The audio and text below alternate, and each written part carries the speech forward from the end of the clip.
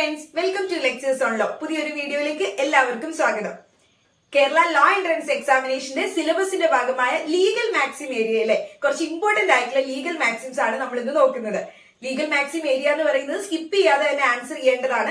കാരണം ആ ഒരു പോർഷൻ നമ്മൾ പഠിച്ചിട്ട് പോവുകയാണെങ്കിൽ എന്തായാലും അതിൽ നിന്ന് വരുന്ന ക്വസ്റ്റ്യൻസ് നമുക്ക് ആൻസർ ചെയ്ത് കറക്റ്റ് മാർക്ക് സ്കോർ ചെയ്യാനായിട്ട് സാധിക്കും. അപ്പൊ നമ്മൾ ഇമ്പോർട്ടന്റ് ആയിട്ടുള്ള ലീഗൽ മാക്സിംസ് എല്ലാം പഠിച്ചിട്ട് പോവുക.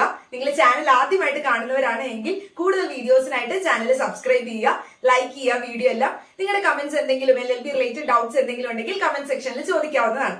അപ്പൊ നമ്മൾ ലീഗൽ മാക്സിം ഏരിയയിലേക്ക് പോവുകയാണ്. ലീഗൽ മാക്സിംസിൽ ആദ്യം നമ്മൾ നോക്കുന്നത് അബിനീഷ്യോ എന്ന മാക്സിം ആണ്. അബിനീഷ്യോ, ഇനീഷ്യോ എന്ന് പറയുന്ന വാക്കിന്റെ മീനിങ് എന്താ? ഇനീഷ്യോ എന്ന് പറഞ്ഞാൽ ഇനീഷ്യൽ എന്ന് പറഞ്ഞാൽ തുടക്കത്തിൽ, ബിഗിനിങ് എന്ന് പറയില്ലേ, തുടക്കം എന്നൊക്കെ. അപ്പൊ അബിനീഷ്യോ എന്ന് പറഞ്ഞാൽ ഫ്രം ദ ബിഗിനിങ് എന്നാണ് അർത്ഥം.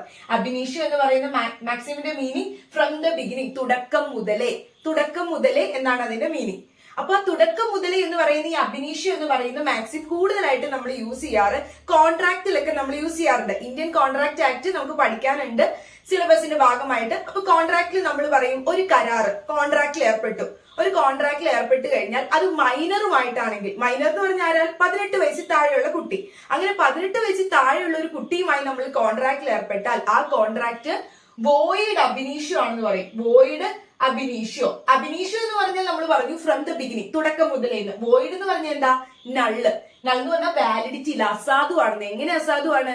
ഒരു മൈനറുമായിട്ടുള്ള കോൺട്രാക്റ്റിൽ ഏർപ്പെടുകയാണ് എങ്കിൽ ആ കോൺട്രാക്ട് എങ്ങനെയായിരിക്കും? ആ കരാറ് തുടക്കം മുതലേ, എപ്പോഴാണോ നമ്മൾ ആ കരാറിൽ ഏർപ്പെട്ടെ അപ്പം മുതലേ അത് അസാധുവായിരിക്കും. ഫ്രം ദ ബിഗിനിങ്, തുടക്കം മുതലേ അത് വോയിഡ് ആണ്, അസാധുവാണ്. അപ്പൊ ഈ അബിനീഷ്യോ എന്ന് പറയുന്ന വാക്ക് വന്നില്ലേ? അപ്പൊ ഇങ്ങനെയാണ് നമ്മൾ ഈ മാക്സിം കൂടുതലായിട്ടും യൂസ് ചെയ്യാറ്. അടുത്ത നമ്മൾ നോക്കുകയാണ് അലീബി എന്ന് പറഞ്ഞാൽ ആ മാക്സിമിന്റെ മീനിങ് എൽസ്വെയർ, ഇവിടെ ഇല്ല, നമ്മൾ വേറെ എവിടെയെങ്കിലും ആയിരുന്നു എന്നാണ് ആ മാക്സിമിന്റെ മീനിങ്. അലീബി എന്ന് പറഞ്ഞാൽ എൽസ്വെയർ, വേറെ എവിടെയെങ്കിലും ആയിരുന്നു. നമ്മൾ ആ ദൃശ്യം സിനിമ ഓർത്താൽ മതി. ഇവിടെ ഇല്ല, ഞാൻ തൊടുപുഴ ധ്യാനം കൂടാൻ പോയിരിക്കുകയായിരുന്നു, ഞാൻ ഇന്ന് ഇവിടെ ഇല്ലായിരുന്നു, ഞാൻ ധ്യാനം കൂടാനായിരുന്നു അന്നേ ദിവസം പോയിരിക്കുകയായിരുന്നു. അപ്പൊ എന്താ മോഹൻലാൽ ആ സിനിമയിൽ എടുത്ത ഡിഫൻസ്? ഞാൻ ഈ ദിവസം കൊല നടക്കുന്ന ദിവസം ഞങ്ങൾ ഇവിടെ ഇല്ലായിരുന്നു, ഞങ്ങൾ കുടുംബസമേതം തൊടുപുഴ പള്ളിയിൽ ധ്യാനം കൂടാൻ പോയിക്കായിരുന്നു എന്ന് പറയുന്നു. അപ്പൊ അതെന്താ? എൽസ്വെയർ, വേറെ സ്ഥലത്തായിരുന്നു. അപ്പൊ അവിടെ എടുത്ത ഡിഫൻസ് അലീബി എന്ന് പറയുന്ന ഒരു ഡിഫൻസ് ആണ്, രക്ഷപ്പെടാൻ വേണ്ടി എടുത്തത്. അപ്പൊ അലീബി എന്ന് പറയുന്ന മാക്സിമിന്റെ മീനിങ് എന്താ? എൽസ്വെയർ, ഇവിടെ ഇല്ല, വേറെ എവിടെയെങ്കിലും ആണ്, അതാണ് എൽസ്വെയർ. ഇനി അടുത്ത മാക്സിം ആണ് ഓഡി അൾട്രം പാർട്ടം എന്ന് പറഞ്ഞാൽ here the other side, opposite സൈഡും കേൾക്കുക, അതായത് രണ്ട് വശവും കേൾക്കുക എന്നാണ് ഓഡി അൾട്രം പാർട്ടത്തിന്റെ മീനിങ്. ഓഡി അൾട്രം പാർട്ടം എന്ന് പറഞ്ഞാൽ രണ്ട് സൈഡും കേൾക്കുക. അതായത് ഒരു കേസ് കോടതിയിൽ വന്നു കഴിയുമ്പോൾ കോടതി എന്ത് ചെയ്യണം? രണ്ട് ഭാഗവും കേൾക്കണം, പ്രതിഭാഗവും കേൾക്കണം, വാദിഭാഗവും കേൾക്കണം. രണ്ട് ഭാഗവും കേൾക്കാതെ ഒരാൾ കേസ് കൊടുക്കുമ്പോൾ അയാൾക്ക് അനുകൂലമായിട്ട് അപ്പൊ തന്നെ വിധി പറയുകയാണോ? അല്ല. അപ്പൊ രണ്ട് ഭാഗവും കേട്ട് ഇപ്പൊ കുറ്റം ആരോപിക്കപ്പെട്ട വ്യക്തി ആരാണോ അപ്പൊ അയാൾക്കും എന്താണ് പറയാനുള്ളതെന്ന് കോടതി കേൾക്കണം. അപ്പൊ അതാണ് ഓഡി അൾട്രം പാർട്ടത്തിന്റെ meaning hear the other side, രണ്ട് സൈഡും കേൾക്കണം, അതാണ് പറയുന്നത്. ലിസൺ ചെയ്യണം, ഓപ്പോസിറ്റ് സൈഡും കേൾക്കണമെന്ന്. ഇനി ആക്ടസ് റിയസ് എന്ന് പറഞ്ഞ മാക്സിം നമ്മൾ ലീഗൽ ഏരിയയില് നമ്മൾ ലോ ഓഫ് ക്രൈംസ് പഠിച്ചു. ആ ക്രൈംസിന്റെ പാർട്ടിൽ നമ്മൾ ആക്ടസ് റിയസ് നോക്കിയിട്ടുണ്ടായിരുന്നു. ആക്ടസ് റിയസ് എന്ന് പറഞ്ഞാൽ എന്താ? ആക്ടസ് എന്ന് പറഞ്ഞാൽ ആക്ട് ആണ്, പ്രവൃത്തിയാണ്. ആക്ട് എന്ന് പറഞ്ഞാൽ എന്താ? ഒരു പ്രവൃത്തി. റിയസ് എന്ന് പറഞ്ഞാൽ എന്താ? അത് റോങ്ഫുൾ ആയിട്ടുള്ള ആക്ട്. റിയസ് എന്ന് പറഞ്ഞാൽ എന്താണ്? റോങ്ഫുൾ ആയിട്ടുള്ള ആക്ട്. ആക്ട് എന്ന് പറഞ്ഞാൽ അതൊരു പ്രവൃത്തിയാണ്. റിയസ് എന്ന് പറഞ്ഞാൽ അത് റോങ്ഫുൾ ആണ്, തെറ്റായതാണ്, നിയമം വഴിയായി നിരോധിക്കപ്പെട്ട ഒരു പ്രവൃത്തിയാണ്. വെറുതെയുള്ള പ്രവൃത്തിയല്ല. വെറുതെയുള്ള പ്രവൃത്തിയാണെങ്കിൽ ആക്ട് ആണ്. ആ ആക്ട് എങ്ങനെയാണ്? റിയസ് ആണ്, ലോ വഴിയായി പ്രൊഹിബിറ്റഡ് ആണ്, നിയമം പറഞ്ഞിട്ടുണ്ട് ഇങ്ങനെയുള്ള പ്രവൃത്തി ചെയ്യരുതെന്ന്. അപ്പൊ എന്താ ആക്ടസ് റിയസിന്റെ മീനിങ്? ഗിൽറ്റി ആക്ട് അല്ലെങ്കിൽ റോങ്ഫുൾ ആക്ട്, ഒരു തെറ്റായ ആക്ട് അല്ലെങ്കിൽ ഒരു റോങ്ഫുൾ ആയിട്ടുള്ള ഒരു ആക്ട് ഓർ ഗിൽറ്റി, കുറ്റകരമായ ഒരു പ്രവൃത്തി. ഗിൽറ്റി എന്ന് പറഞ്ഞാൽ കുറ്റകരം. അപ്പൊ കുറ്റകരമായ ഒരു പ്രവൃത്തി അല്ലെങ്കിൽ റോങ്ഫുൾ, തെറ്റായ ഒരു പ്രവൃത്തിയാണ് നമ്മൾ ആക്ടസ് റിയസ് എന്ന് പറയുന്നത്. നമ്മൾ പറഞ്ഞു ഒരു ക്രൈം എന്ന് പറയുമ്പോൾ, ഒരു കുറ്റം എന്ന് പറയുമ്പോൾ അതിൽ രണ്ട് എലമെന്റ്സ് അവിടെ വേണമെന്ന് ക്ലാസ്സിൽ പറഞ്ഞിട്ടുണ്ടായിരുന്നു. കഴിഞ്ഞ ക്ലാസ്സിൽ വീഡിയോ കണ്ടിട്ടില്ലാത്തവര് കണ്ടു നോക്കുക. ആക്ടസ് റിയസ് വേണം, അതോടൊപ്പം തന്നെ മെൻസ് റിയ വേണം എന്ന് പറഞ്ഞു. ഈ രണ്ട് എലമെന്റും കൂടി ചേരുമ്പോഴാണ് ഒരു ക്രൈം വരുന്നത്. ആക്ടസ് റിയസും മെൻസ് റിയയും. മെൻസ് റിയ എന്ന് പറഞ്ഞാൽ എന്താ? മെന്റൽ എലമെന്റ്, കുറ്റകരമായ മനസ്സോടുകൂടി ഒരു വ്യക്തി തെറ്റായ പ്രവൃത്തി ചെയ്യുമ്പോൾ, അതായത് നിയമം ചെയ്യരുതെന്ന് പറയണ ഒരു തെറ്റായ പ്രവൃത്തി ആ വ്യക്തി ഇത് ചെയ്യുന്നത് എങ്ങനെയാ? അയാളെ ഉപദ്രവിക്കണം എന്നുള്ള ഉദ്ദേശം, അതാണ് മെന്റൽ ആയിട്ടുള്ള അങ്ങനെ ഉദ്ദേശത്തോടു കൂടി അയാൾ എന്ത് ചെയ്യുക? തെറ്റായ ഒരു പ്രവൃത്തി ചെയ്യുവാണെങ്കിലാണ് അതൊരു ക്രൈം ആവുന്നത്. ഇനി അതല്ല നമ്മൾ ആക്സിഡന്റലി ചെയ്തു പോയതാ, നമ്മൾ വേണ്ട രീതിയിൽ ശ്രദ്ധയും വേണ്ട രീതിയിൽ അതുപോലെ തന്നെ നമ്മൾക്ക് പ്രത്യേകിച്ച് ഉദ്ദേശങ്ങളൊന്നുമില്ല, ആരെ ഉപദ്രവിക്കണം എന്നുള്ള ഉദ്ദേശമില്ല. നമ്മൾ വേണ്ട രീതിയിൽ ശ്രദ്ധയൊക്കെ എടുത്താണ് നമ്മൾ ഒരു പ്രവൃത്തി ചെയ്തത്, നേരായ പ്രവൃത്തിയാണ് നമ്മൾ ചെയ്തത്. അപ്പൊ അതുവഴി ആർക്കോ അപകടം പറ്റി. അങ്ങനെ വന്നാൽ ഇഞ്ചുറി പറ്റിയാൽ നമുക്കത് ക്രൈം ആവോ? ഇല്ല, നമുക്കതിൽ നിന്നും ഒരു ആനുകൂല്യം കിട്ടും. അപ്പൊ ക്രൈം ആവണമെങ്കിൽ എന്ത് വേണം? അവിടെ റോങ്ഫുൾ ആയിട്ടുള്ള ഒരു ആക്ട് അല്ലെങ്കിൽ ഒരു ഗിൽറ്റി ആക്ട് എന്ന് പറയുന്ന ആക്ടസ് റിയസും വേണം. മെൻസ്രിയ, കുറ്റകരമായ മനസ്സോടുകൂടി ഒരു തെറ്റായ പ്രവൃത്തി ചെയ്യണം. അപ്പൊ ആക്ടസ് റിയസ് എന്ന് പറയുന്ന മാക്സിമിന്റെ മീനിങ് എന്താ? ഗിൽറ്റി ആക്ട് അല്ലെങ്കിൽ റോങ്ഫുൾ ആയിട്ടുള്ള തെറ്റായ ഒരു ആക്ട് എന്നാണ് പറയുന്നത്. കുറ്റകരമായ ഒരു പ്രവൃത്തി അല്ലെങ്കിൽ ഒരു തെറ്റായ ഒരു പ്രവൃത്തി. ഇനി അടുത്ത മാക്സിമാണ് നമ്മൾ നോക്കുന്നത്. ആക്ടസ് നോൺ ഫാസിക് റിയം നിസി മെൻ സിക് റിയ. ആക്ടസ് നോൺ ഫാസിക് റിയം നിസി മെൻ സിക് റിയ, ഇങ്ങനെയാണ് ഇത് വായിക്കുന്നത്. ഈ മാക്സിമിന്റെ മീനിങ് എന്താന്ന് വെച്ചാൽ ആക്ടസ് നോൺ ഫാസിക് റിയം നിസി മെൻസിക് റിയ, അതായത് മെൻസ്രിയ. മെൻസിക് റിയ എന്ന് പറഞ്ഞാൽ എന്താ? മെൻസ്രിയ എന്ന് പറഞ്ഞു കഴിഞ്ഞാൽ എന്താ പറഞ്ഞേ? കുറ്റകരമായ മനസ്സ്. മെൻസ്രിയം വേണം, അതോടൊപ്പം തന്നെ എന്തും വേണമെന്നാ പറഞ്ഞേ? കുറ്റകരമായ ഒരു മനസ്സും വേണം, അതോടൊപ്പം തന്നെ തെറ്റായ ഒരു പ്രവൃത്തിയും ചെയ്യണം. ഇത് രണ്ടും കൂടി ഉണ്ടെങ്കിലാണ് ഒരു ക്രൈം വരുന്നത്. അപ്പൊ അത് പറയുന്ന മാക്സിം, ഒരു ക്രൈമിൽ എന്തെല്ലാം എലമെന്റുകൾ വേണം എന്ന് പറയുന്ന മാക്സിമാണ് ഈ മാക്സിം. ആക്ടസ് നോൺ ഫാസിക് റിയം നിസി മെൻസിക് റിയ. ഈ മാക്സിമിൽ പറയുന്നത് ഇങ്ങനെയാണ്: the act does not make anyone guilty. ഒരു പ്രവൃത്തി മാത്രം ഒരാളെ എന്താവില്ല? കുറ്റക്കാരനാക്കില്ല, ഗിൽറ്റി, തെറ്റുകാരനാക്കില്ല. എങ്ങനെയല്ലെങ്കിൽ unless it is done with a guilty mind, അതായത് കുറ്റകരമായ ഒരു മനസ്സോടുകൂടി ഒരാളെ ഉപദ്രവിക്കണം അല്ലെങ്കിൽ ഒരാൾക്ക് ഒരു ഇഞ്ചുറി വരുത്തണം എന്നുള്ള ഒരു മനസ്സോടുകൂടി അത് ചെയ്താൽ മാത്രമേ എന്താകുള്ളൂ? ആ തെറ്റായ പ്രവൃത്തി ഒരു ക്രൈം ആകുള്ളൂ, അയാളെ പണിഷ് ചെയ്യാൻ പറ്റുള്ളൂ. അപ്പൊ ക്രൈമിന്റെ എലമെന്റ്സ് പറയുന്ന ഒരു മാക്സിമാണിത്. ആക്ടസ് നോൺ ഫാസിക് റിയം നിസി മെൻസിക് റിയ ചോദിക്കാറുണ്ട്. ഇനി അടുത്ത നമ്മൾ നോക്കുന്ന മാക്സിമാണ് അമിക്കസ് ക്യൂരി. അമിക്കസ് ക്യൂരി എന്ന് പറഞ്ഞാൽ എന്താ? ഇവിടം സ്വർഗമാണ് സിനിമയൊക്കെ കണ്ടിട്ടില്ലേ മോഹൻലാലിന്റെ? ആ സിനിമയിൽ എന്താ പറയുന്നത്? ഒരു അമിക്കസ് ക്യൂരിനെ കോടതി വിടും. അമിക്കസ് ക്യൂരി ആയിട്ട് വിടുന്ന എന്തിനു വേണ്ടിയിട്ടാ?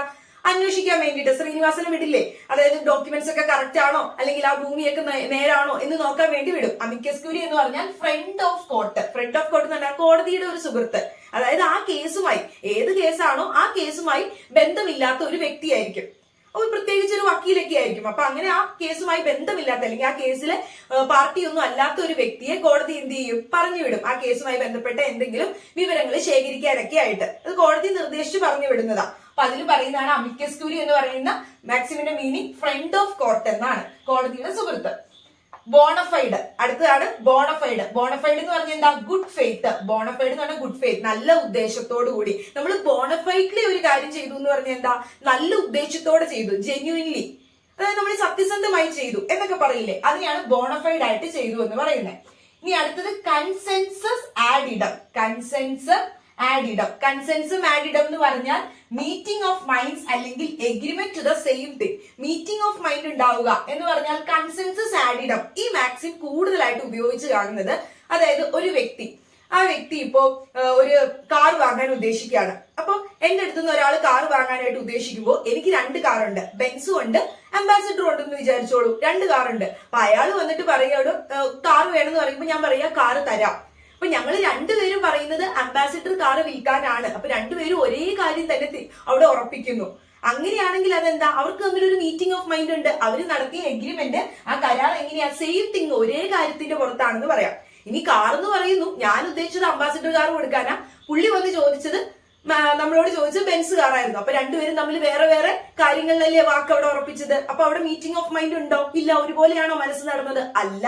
എഗ്രിമെന്റിൽ ഏർപ്പെട്ടത് അങ്ങനെയല്ല. അപ്പൊ കൺസെൻസസ് ആഡിഡ് എന്ന് പറഞ്ഞാൽ മീറ്റിംഗ് ഓഫ് മൈൻഡ്സ്, മനസ്സുകൾ തമ്മിൽ ഒരു ഒത്തൊരുമയുണ്ട്, ഒരു എഗ്രിമെന്റിൽ ഏർപ്പെട്ടത് ഒരേ കാര്യത്തിന്റെ പുറത്താണെങ്കിൽ അതിനെയാണ് നമ്മൾ കൺസെൻസസ് ആഡിഡ്, മനസ്സുകൾ തമ്മിൽ ഒരു ഒത്തൊരുമയുണ്ട് എന്ന് പറയുന്നതാണ്. 9ാമത്തെ മാക്സിം കവിയറ്റ് എംറ്റർ എന്നാണ്. കവിയറ്റ് എംറ്റർ എന്ന് പറഞ്ഞാൽ let the buyer beware. Buyer എന്ന് പറഞ്ഞാൽ ആരാ? എന്തെങ്കിലും ഒരു സാധനം നമ്മൾ കടയിൽ പോയി വാങ്ങുകയാണ് എങ്കിൽ നമ്മൾ ബയ്യർ ആണ്, ബൈ ചെയ്യുന്ന ആളല്ലേ. അപ്പൊ ആ ഒരു ബയ്യർ ആയിട്ടുള്ള ആള് നമ്മൾ എപ്പോഴും ബിവെയർ ആയിരിക്കണം. ബിവെയർ ആയിരിക്കണം എന്ന് പറഞ്ഞാൽ എന്താ? നമ്മള് ശ്രദ്ധിച്ചായിരിക്കണം ഒരു കാര്യം വാങ്ങേണ്ടത്, അല്ലെങ്കിൽ നമ്മൾ വേണ്ട രീതിയിൽ ശ്രദ്ധ എടുത്തിരിക്കണം, നമ്മൾ കോൺഷ്യസ് ആയിരിക്കണം, ബോധവാനായിരിക്കണം, ബിവെയർ ആയിരിക്കണം. നമ്മളിപ്പോ ഒരു കുതിരയെ വാങ്ങുന്നു, ആ കുതിരയ്ക്ക് ചട്ടുണ്ടോ, അല്ലെങ്കിൽ എന്തെങ്കിലും കുഴപ്പമുള്ള കുതിരയാണോ, അല്ലെങ്കിൽ ഇപ്പൊ ഒരു പ്രോഡക്റ്റ് വാങ്ങിയാൽ അത് പൊട്ടിയ പ്രോഡക്റ്റ് ആണോ എന്നൊക്കെ നമ്മൾ നോക്കിയിട്ടല്ലേ. ഇപ്പൊ നമ്മൾ കടയിൽ നിന്ന് ഒരു സാധനം വാങ്ങുമ്പോഴും പൊട്ടിയതാണെന്ന് അറിഞ്ഞുകൊണ്ട് നമ്മൾ വാങ്ങുന്നു. പൊട്ടിയ ഗ്ലാസ് ആണ്, നമുക്ക് കാണാം. പൊട്ടിയ ഗ്ലാസ് ആണെങ്കിലും നമ്മൾ വാങ്ങിക്കൊണ്ട് വന്നിട്ട് വീട്ടിൽ വന്നു കഴിയുമ്പോഴേക്കും നമ്മളത് പൊട്ടിയതാണ് എന്ന് പറഞ്ഞ് പിന്നെ 3-4 ദിവസം കഴിഞ്ഞിട്ട് കൊണ്ട് കൊടുത്താൽ നമുക്ക് അതിന് പൈസ കിട്ടില്ല, അല്ലെങ്കിൽ അതിന് കോമ്പൻസേഷൻ കിട്ടില്ല. അപ്പൊ നമ്മളൊരു സാധനം വാങ്ങുമ്പോ പെട്ടെന്ന് പ്രത്യക്ഷത്തിൽ കാണാൻ പറ്റുന്ന കാര്യങ്ങളാണെങ്കിൽ നമ്മളത് നോക്കിയിട്ട് അതിനെക്കുറിച്ച് ബോധവാനായിരിക്കണം. അപ്പൊ അതാ പറയുന്നത്, വാങ്ങുന്ന ആള്, ബയ്യർ ആയിട്ടുള്ള ആള് ബിവെയർ ആയിരിക്കണം. Let the buyer beware. Let the buyer beware എന്ന് പറഞ്ഞാൽ ഒരു പ്രോഡക്റ്റ് വാങ്ങുന്ന ആള് അല്ലെങ്കിൽ ഒരു എന്തെങ്കിലും ഗുഡ്സ് വാങ്ങുന്ന ആൾ എപ്പോഴും ബോധവാനായിരിക്കണം. അവർ വേണ്ട രീതിയിൽ ശ്രദ്ധ എടുത്തിരിക്കണം. അതാണ് പറയുന്നത് കാവിയേറ്റർ ലെറ്റ് ദ ബയ്യർ ബിവെയർ. ഇനി അടുത്തതാണ് ഡാംനം സൈൻ ഇഞ്ചൂരിയ. ഡാംനം സൈൻ ഇഞ്ചൂരിയ എന്ന് പറഞ്ഞാൽ ഡാമേജ് വിത്തൗട്ട് ലീഗൽ ഇഞ്ചുറി എന്ന് പറഞ്ഞാൽ എന്താ? ടോട്ടിലെ ഒരു മാക്സിം ആണ്, ഭയങ്കര ഫേമസ് ആണ് മാക്സിം ആണ്. ഡാമേജ് വിത്തൗട്ട് ലീഗൽ ഇഞ്ചുറി എന്ന് പറഞ്ഞാൽ ഡാമേജ് ഉണ്ട്. ഡാമേജ് ഉണ്ടെന്ന് പറഞ്ഞാൽ എന്താ? എനിക്ക് നഷ്ടം സംഭവിച്ചു, എനിക്ക് കുറച്ച് നഷ്ടം, ലോസ് സംഭവിച്ചു, പക്ഷെ എനിക്ക് ലീഗൽ ഇഞ്ചുറി ഇല്ല. ലീഗൽ ഇഞ്ചുറി ഇല്ല എന്ന് പറഞ്ഞാൽ എന്താ? ലീഗൽ ആയിട്ടുള്ള എന്റെ അവകാശങ്ങള്, അതായത് നിയമപ്രകാരം എനിക്ക് കിട്ടിയിട്ടുള്ള അവകാശങ്ങളൊന്നും അവിടെ ലംഘിക്കപ്പെട്ടിട്ടില്ല, പക്ഷെ എനിക്ക് നഷ്ടം ഉണ്ടായി. അതിനെയാണ് ഡാംനം സൈൻ ഇഞ്ചൂരിയ എന്ന് പറയുന്നത്. അതിലൊരു ഫേമസ് കേസ് ഉണ്ട്, ഗ്ലോക്കസ്റ്റർ ഗ്രാമർ സ്കൂൾ കേസ് എന്ന് പറയുന്ന ഒരു കേസ് ഉണ്ട്. അത് ഞാൻ ടോട്ട് പഠിപ്പിക്കുമ്പോൾ ഈ ഡീറ്റെയിൽ ആയിട്ട് പറയാം. ഇപ്പൊ ജസ്റ്റ് ഒന്ന് ഓർത്ത് വെച്ചാൽ മതി. ഇതിൽ എന്താന്ന് വെച്ചാൽ ഒരു സ്കൂളില് ഒരു ഗ്രാമർ സ്കൂൾ കേസായിരുന്നു എന്നാണ് ആ കേസിനെ അറിയപ്പെടുന്നത്. അതായത് ഒരു സ്കൂളിൽ ജോലി എടുത്തുകൊണ്ടിരുന്ന ഒരു ടീച്ചറായിരുന്നു. പെട്ടെന്ന് ആ സ്കൂളിൽ നിന്നും ആ ടീച്ചർ പിരിഞ്ഞു പോയിട്ട് അതായത് ആ സ്കൂളിൽ നിന്നും പോയി. ആ സ്കൂളിൽ നിന്നും പോയതിനു ശേഷം വേറെ തൊട്ടടുത്തൊരു സ്കൂൾ സ്വന്തമായിട്ട് വെച്ചു. അങ്ങനെ സ്വന്തമായിട്ട് വെച്ചിട്ട് ആ നേരത്തെ നിന്നിരുന്ന സ്കൂളിൽ എത്രയാണോ ഫീസ് വാങ്ങിയിരുന്നത് ആ ഫീസ് വാങ്ങിയിട്ടാണ് കുട്ടികളെ അവിടെ ആ സ്കൂളുകാർ പഠിപ്പിച്ചിരുന്നത്. അതിലും കുറഞ്ഞ വിലക്ക് അല്ലെങ്കിൽ കുറഞ്ഞ പൈസക്ക്, കുറഞ്ഞ ഫീസിന് ഈ ടീച്ചർ സ്കൂളിലിട്ട് കുട്ടികളെ പഠിപ്പിക്കാൻ തുടങ്ങി. അപ്പൊ എന്ത് ചെയ്തു? ആ പഴയ സ്കൂളിലുള്ള കുട്ടികളും കൂടി ഈ ടീച്ചറിന്റെ സ്കൂളിലേക്ക് വന്ന് ചേർന്നു. ഇപ്പൊ എന്റെ കടയുണ്ട്, ആ കടയിനേക്കാളും തൊട്ടപ്പുറത്ത് വേറെ ഒരു പുള്ളി വന്ന് കടയിട്ടിട്ട് കുറഞ്ഞ വിലക്ക്, ഇവിടെ കൊടുക്കുന്ന സാധനം തന്നെ കുറഞ്ഞ വിലക്ക് വിൽക്കുക. അപ്പൊ അങ്ങനെ വിൽക്കുമ്പോഴേക്കും എന്ത് ചെയ്യും? കൂടുതൽ ആളുകളും ആ കടയിലേക്കേ പോകുള്ളൂ. അതുപോലെ തന്നെ കൂടുതൽ കുട്ടികളും, ഇവിടെ ഉണ്ടായിരുന്ന കുട്ടികൾ പോലും ആ സ്കൂളിലേക്ക് ചെന്ന് ചേർന്നു. അപ്പൊ അതുവഴിയായിട്ട് ഈ സ്കൂളിന് നഷ്ടമുണ്ടായി, ഈ ഗ്രാമർ സ്കൂളിന് നഷ്ടമുണ്ടായി. അപ്പൊ ഈ സ്കൂള് കേസ് കൊടുത്തപ്പോ കോടതി പറഞ്ഞ എന്തായിരുന്നു എന്ന് വെച്ചാൽ, അവർക്ക് ഡാമേജ് ഉണ്ട്, നിങ്ങൾക്ക് നഷ്ടം സംഭവിച്ചു, ലോസ് ഉണ്ടായി, നഷ്ടം ഉണ്ടായി, നിങ്ങൾക്ക് സ്കൂളിൽ കുട്ടികളെ നഷ്ടപ്പെട്ടു, നിങ്ങൾക്ക് അതുവഴിയായിട്ട് ഉണ്ടാകുന്ന മാർക്കറ്റിംഗ് കുറഞ്ഞു, ഫിനാൻസ് കുറഞ്ഞു, ഒക്കെ കുറഞ്ഞു, നിങ്ങൾക്ക് കിട്ടുന്ന പൈസ കുറഞ്ഞു, പക്ഷെ നിങ്ങൾക്ക് ലീഗൽ ഇഞ്ചുറി ഇല്ല. നിയമപ്രകാരം നിങ്ങളുടെ ഒരു അവകാശത്തെയും അവിടെ ആ ഒരു ടീച്ചർ വയലേറ്റ് ചെയ്തിട്ടില്ല, ലംഘിച്ചിട്ടില്ല. ലീഗലി നിങ്ങളുടെ ഒരു റൈറ്റ് അവിടെ വയലേറ്റ് ചെയ്തിട്ടില്ല. ഡാമേജ് മാത്രമേ ഉള്ളൂ. നമുക്ക് ഡാമേജ് മാത്രമേ ഉള്ളൂ. ഇഞ്ചുറി ഇല്ല എങ്കിൽ, നമുക്കൊരു പ്രത്യേകിച്ച് നമ്മുടെ റൈറ്റിന് ഒരു ഇഞ്ചുറി സംഭവിച്ചിട്ടില്ല എങ്കിൽ നമുക്ക് കോമ്പൻസേഷൻ കിട്ടില്ല. അവിടെ നിന്നും കോമ്പൻസേഷൻ വാങ്ങിയെടുക്കാൻ പറ്റില്ല. ആ ടീച്ചറിന്റെ കയ്യിൽ നിന്ന് കോമ്പൻസേഷൻ, നഷ്ടപരിഹാരം വാങ്ങിയെടുക്കാൻ പറ്റില്ല. കാരണം നമ്മുടെ ലീഗൽ ആയിട്ടുള്ള റൈറ്റിന് എന്തെങ്കിലും ലംഘനം അവിടെ സംഭവിക്കണം. അല്ലാതെ നഷ്ടം ഉണ്ടായി എന്ന് പറഞ്ഞുകൊണ്ട് ഒരിക്കലും നഷ്ടപരിഹാരം വാങ്ങിയെടുക്കാനായിട്ട് സാധിക്കില്ല. അപ്പൊ അത് പറയുന്നതാണ് ഡാംനം സൈൻ ഇഞ്ചൂരിയ. ഡാംനം എന്ന് പറയുന്ന വാക്കിന്റെ മീനിങ് ഡാമേജ് എന്നാണ്. അങ്ങനെ ഓർത്ത് വെക്കുക. ഡാംനം എന്ന് പറഞ്ഞാൽ ഡാമേജ് ആണ്. സൈൻ എന്ന് പറഞ്ഞാൽ വിത്തൗട്ട് ആണ്.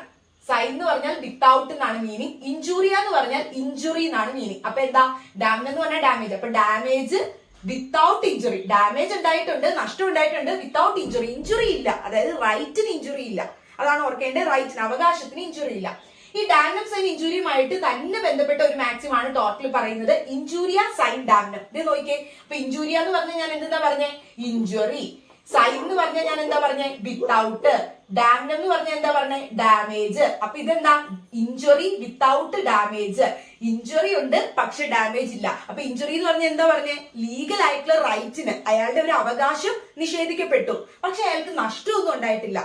ഇതിലൊരു കേസ് ഉണ്ട്, ആഷ്ബി വേഴ്സസ് വൈറ്റ് എന്നാണ് ആ കേസിന്റെ പേര്. ആഷ്ബി വേഴ്സസ് വൈറ്റ്. ഈ കേസില് ടോർട്ടില് മാക്സിംസ് ആണ് കേട്ടോ. ഇത് രണ്ടും ടോർട്ടിൽ വരുന്നതാണ്, ലോ ഓഫ് ടോർട്ടില്. അപ്പൊ ആഷ്ബി വേഴ്സസ് വൈറ്റ് എന്ന് പറഞ്ഞ ഈ കേസിൽ പറയുന്നത് എന്തായിരുന്നു എന്ന് വെച്ചാൽ, ഒരു ആള് ഇലക്ഷന് വോട്ട് ചെയ്യാൻ പോവുകയായിരുന്നു. പാർലമെന്ററി ഇലക്ഷന് നമ്മൾക്ക് വോട്ട് ചെയ്യാൻ പോകണമല്ലോ. പാർലമെന്ററി ഇലക്ഷന് വോട്ട് ചെയ്യാനായിട്ടുള്ള ഒരു വ്യക്തിയായിരുന്നു. അയാൾക്ക് ലീഗലി അവകാശമുണ്ട്, മേജർ ആയിട്ടുള്ള ഒരു വ്യക്തിയാണ് അയാൾ, പ്രായപൂർത്തിയൊക്കെ ആയിട്ട് വോട്ടവകാശം ഉള്ളത്. വോട്ട് ചെയ്യാൻ ചെന്നപ്പോഴേക്കും അവിടുത്തെ റിട്ടേണിംഗ് ഓഫീസർ എന്ത് ചെയ്യിപ്പിച്ചില്ല? ഇയാളെ വോട്ട് ചെയ്യിപ്പിച്ചില്ല. വോട്ട് ചെയ്യിക്കാതെ വന്നപ്പോൾ അയാളുടെ അവകാശം അവിടെ നിഷേധിക്കപ്പെട്ടു. നിയമപ്രകാരം ഒരാൾക്ക് വോട്ട് ചെയ്യാനുള്ള അവകാശമുണ്ട്, അത് നിഷേധിച്ചപ്പോൾ അയാളുടെ എന്ത് സംഭവിച്ചു? ലീഗൽ റൈറ്റ് വയലേറ്റ് ചെയ്യും. അപ്പൊ അയാൾക്ക് ലീഗൽ ആയിട്ടുള്ള ഇഞ്ചുറി സംഭവിച്ചു. റൈറ്റ് വയലേറ്റ് ചെയ്തപ്പോൾ ഇഞ്ചുറി ഉണ്ടായി, പക്ഷെ അയാൾക്ക് ഡാമേജ് ഉണ്ടായില്ല. ഡാമേജ് ഉണ്ടായില്ല എന്ന് പറയാൻ കാരണം അയാൾ ആർക്കാണോ വോട്ട് ചെയ്യാനിരുന്നത് ആ വ്യക്തി തന്നെ ജയിച്ചു. പുള്ളി വോട്ട് ചെയ്യാനിരുന്ന വ്യക്തി തന്നെ അവിടെ ജയിച്ചു. അപ്പൊ അയാൾക്ക് പ്രത്യേകിച്ച് നഷ്ടമൊന്നും ഉണ്ടായിട്ടില്ല, പക്ഷെ അയാൾക്ക് എന്ത് സംഭവിച്ചു? അയാളുടെ ഒരു അവകാശം അവിടെ നിഷേധിക്കപ്പെട്ടു. അങ്ങനെയാണെങ്കിൽ അയാൾക്ക് നഷ്ടമൊന്നും ഉണ്ടായിട്ടില്ലെങ്കിൽ പോലും ഒരു അവകാശം നിയമപ്രകാരമുള്ളത് അവിടെ നിഷേധിക്കപ്പെട്ട് എങ്കിൽ അയാൾക്ക് എന്ത് ചെയ്യാൻ പറ്റും? നഷ്ടപരിഹാരം ആരാണോ അത് ലംഘിപ്പിച്ചത് അയാളുടെ കയ്യിൽ നിന്ന് വാങ്ങിയെടുക്കാൻ പറ്റും. ഈ പറയുന്ന വോട്ട് ചെയ്യാൻ അയാൾ അനുവദിക്കാതിരുന്ന ആ ഓഫീസറുടെ അടുത്ത് നിന്നും ആ വ്യക്തിക്ക് നഷ്ടപരിഹാരം വാങ്ങിയെടുക്കാൻ സാധിക്കും. അയാൾക്ക് നഷ്ടമൊന്നും സംഭവിച്ചിട്ടില്ല എങ്കിൽ പോലും അയാളുടെ ഒരു റൈറ്റ് ലീഗലി അവിടെ വയലേറ്റ് ചെയ്ത് അയാൾക്ക് ഇഞ്ചുറി ഉണ്ടായിട്ടുണ്ട്, റൈറ്റിന് അയാളുടെ അവകാശത്തിന് ഇഞ്ചുറി ഉണ്ടായിട്ടുണ്ടെങ്കിൽ അയാൾക്ക് എന്ത് ചെയ്യാൻ പറ്റും, കോമ്പൻസേഷൻ വാങ്ങിയെടുക്കാൻ പറ്റുമെന്നാണ് കോടതി ഈ ആഷ്ബി വേഴ്സസ് വൈറ്റ് എന്ന് പറയുന്ന കേസിൽ പറഞ്ഞത്. അത് ഇഞ്ചൂരിയ സൈൻ ഡാംനം എന്ന് പറയുന്ന പ്രിൻസിപ്പിളിൽ വരുന്ന കേസാണ്. അപ്പൊ ഇതിൽ വരുന്ന കേസ് ആഷ്ബി വേഴ്സസ് വൈറ്റും ഡാംനം സൈൻ ഇഞ്ചൂരിയയിൽ വരുന്നത് ഏതാണ്, ഗ്ലോഗസ്ട്രി ഗ്രാമർ സ്കൂളിന്റെ കേസും. അത് ഓർത്തിരിക്കാം. അപ്പൊ ഇവിടെ പറയുന്നത് injury without damage, legal injury ഉണ്ട് പക്ഷെ വിത്തൗട്ട് ഡാമേജ്, ഡാമേജ് ഉണ്ടായിട്ടില്ല. ലീഗലായിട്ട് ഇഞ്ചുറി ഉണ്ടായിട്ടുണ്ട് പക്ഷെ ഡാമേജ് അവിടെ ഉണ്ടായിട്ടില്ല. അതാണ് പറയുന്നത് ഇഞ്ചുറി എന്ന് പറഞ്ഞാൽ ഇഞ്ചുറിയാണ്. അപ്പൊ ഇഞ്ചുറി വിത്തൗട്ട് ഡാമേജ് ആണ് ഈ മാക്സിമിന്റെ മീനിങ്. ഇനി ഡി ഫാക്ടോ എന്ന് പറഞ്ഞാൽ ഇൻ ഫാക്ട്, യഥാർത്ഥത്തിൽ, വാസ്തവത്തിൽ. ഫാക്ട് എന്ന് പറയില്ലേ വാസ്തവത്തിൽ, ഡി ഫാക്ടോ എന്ന് ഉദ്ദേശിക്കുന്ന ഫാക്ടോ എന്ന് പറഞ്ഞാൽ ഫാക്ട് ആണ്. അപ്പൊ ഇൻ ഫാക്ട് വാസ്തവത്തിൽ എന്നാണ് അതിന്റെ മീനിങ്, അല്ലെങ്കിൽ യഥാർത്ഥത്തിൽ എന്നൊക്കെ. ഡി ജൂറെ എന്ന് പറഞ്ഞാലോ, ജൂറെ എന്ന് പറയുന്ന വാക്കിന്റെ മീനിങ് ലോ എന്നാ. അപ്പൊ എന്താ, നിയമപ്രകാരം, അക്കോർഡിംഗ് ടു ലോ, നിയമപ്രകാരം എന്താണോ അതിനെയാണ് നമ്മൾ ഡി ജൂറെ എന്ന് പറയുന്നത്. ഇനി അടുത്ത മാക്സിം എക്സ് പാർട്ടെ എന്നാണ്. എക്സ് പാർട്ടെ എന്ന് പറയുന്ന മാക്സിമിന്റെ meaning proceeding brought by one in absence of another.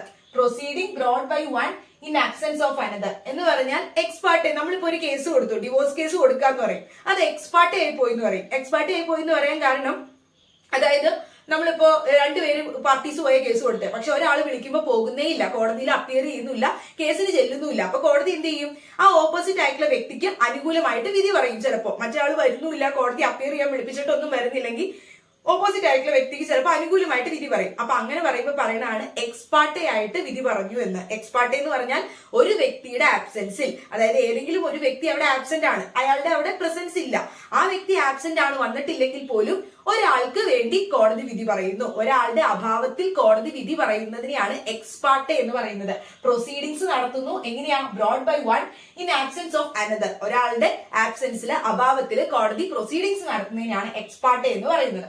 ഇനി എക്സ് ഗ്രേഷ്യ എന്ന് പറഞ്ഞാൽ ആസ് എ ഫേവർ, അതായത് നമ്മൾ എന്തെങ്കിലും ഫേവർ ചെയ്യുന്നു, ഒരാൾക്ക് ഒരു ഗിഫ്റ്റ് കൊടുക്കുന്നു, അതായത് ഒരു ജോലി സ്ഥലത്ത് താമസിക്കുന്ന ഒരു തൊഴിലാളിക്ക് ആ മുതലാളി ഗിഫ്റ്റ് ആയിട്ട് ഇത്ര രൂപ കൊടുക്കുന്നു, ഒരു ആനുകൂല്യം പോലെ കൊടുക്കുന്നു. അതിനേക്ക് എന്താ പറയാ, ഫേവർ ചെയ്യുക, ഉപകാരം ചെയ്യുക, എന്തെങ്കിലും ഒരു ആനുകൂല്യം ചെയ്യുക. ഗിഫ്റ്റ് കൊടുക്കുന്നതിനേക്ക് നമ്മൾ എക്സ്ഗ്രേഷ്യ ആയിട്ട് കൊടുത്തു, ആസ് എ ഫേവർ, ഒരു ഉപകാരം പോലെ. അതാണ് അതിന്റെ മീനിങ്. എക്സ്ഗ്രേഷ്യ എന്ന് പറഞ്ഞ മാക്സിമിന്റെ മീനിങ് ആസ് എ ഫേവർ എന്നാണ്.